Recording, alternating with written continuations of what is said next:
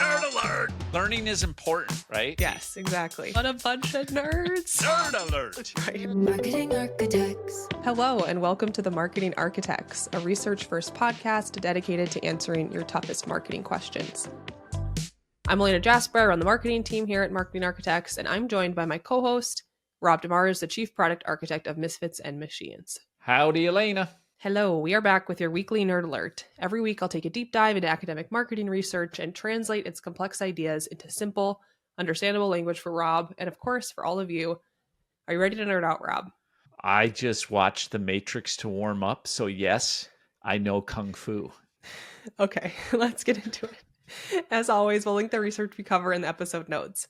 This week I read a study titled Insights into the Experience of Brand Betrayal, From What People Say and What the Brain Reveals, by Martin Riemann, Deborah J. McInnes, Valerie S. Folks, Ariana Yohalde, and Tiana Pohl. Before I get into things, Rob, let me ask you this. Have you ever been so mad at a brand that it really felt personal?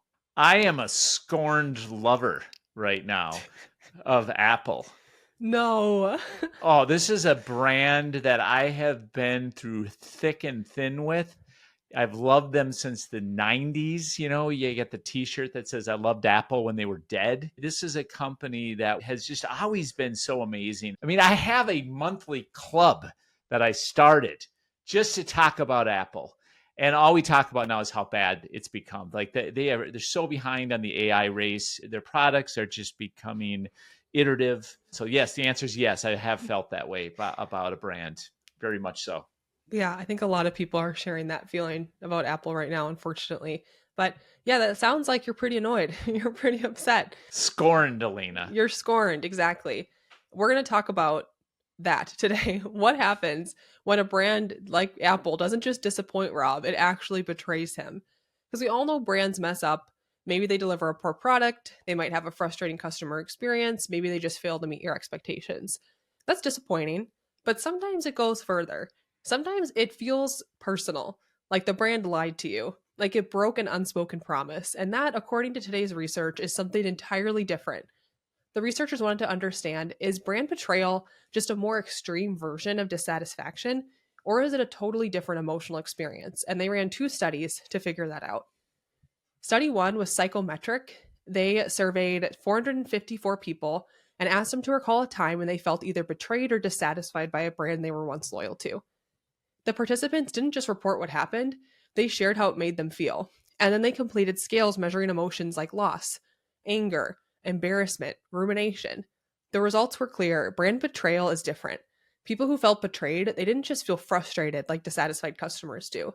They felt this deep psychological loss, as if something meaningful to their identity had been damaged. They experienced blaming themselves for ever trusting the brand in the first place. They felt indignation, which is that type of anger connected more to moral violation, not just bad service. They couldn't stop thinking about it. Sounds like you can't stop thinking about Apple, Rob. You're ruminating over and over again about how you've been misled, what the brand missed, and why it happened. 100%. Rob's like, this is therapy for you right now. Let's contrast that with what they found about dissatisfaction. People who were just dissatisfied felt things like frustration, maybe irritation. They felt annoyed that the product or service didn't meet expectations, but they didn't feel violated. They didn't question their identity, and they didn't relive the experience in their heads the way betrayed customers did. So, Rob, do you find that same difference? Like, is there a clear difference to you between feeling dissatisfied with the brand versus feeling betrayed?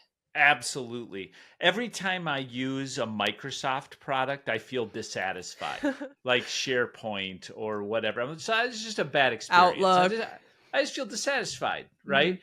Every time I talk to Siri, I feel betrayed. I feel hurt. I feel sad. I have other people telling me, why is Siri so bad? Like I was responsible for Siri. Yeah, because you're such an Apple fan. Because I'm such an Apple guy. So it hurts. Like that kind of stuff hurts. Where, I guess to Microsoft's credit, I care so little about them that it's just more of a dissatisfaction of just yet another vanilla application. And that again is even me being bitter saying that, because I'm like, God, at least Microsoft has their act together. It might be boring, but it's like, God, dang it, Apple. This is very therapeutic. Elena. Thank you for this. No problem. But I agree. There's definitely a difference. Even I'm not going to say the name of the software because I don't want to complain about them publicly, but there's a software we use where they did an update and it's so frustrating. I feel betrayed. Like it's not just I'm Yes. dissatisfied with you. I'm actually like angry. I know. And angry I at know which one you're myself. talking about. You do? Okay. We'll talk Yes. after. Okay. We'll complain after together. So already, let's continue with the study. The researchers, they had this strong evidence that betrayal is a distinct emotional state. Then they took it a step further. They conducted a second study and they used fMRI brain scans to compare people's neurological responses to scenarios of betrayal versus dissatisfaction. Same people, same brands, but now the researchers were watching how our brains reacted. They found different parts of the brain lit up when people read about betrayal versus dissatisfaction. Brand betrayal activated areas related to pain, judgment, memory, and rumination, but brand dissatisfaction activated areas linked to logical reasoning and short-term frustration. So basically, our brains process betrayal like a personal wound, not a product failure. The most interesting part of this, I think, is when brands betray us, it's not just the brand we question. We actually question ourselves. This study showed that consumers, we don't just say, hey, this brand sucks. We feel embarrassed, we obsess, we tell other people, and in some cases, we seek revenge, which I can relate to as well. This is why betrayed customers are so much harder to win back and so dangerous to brands than just merely dissatisfied ones.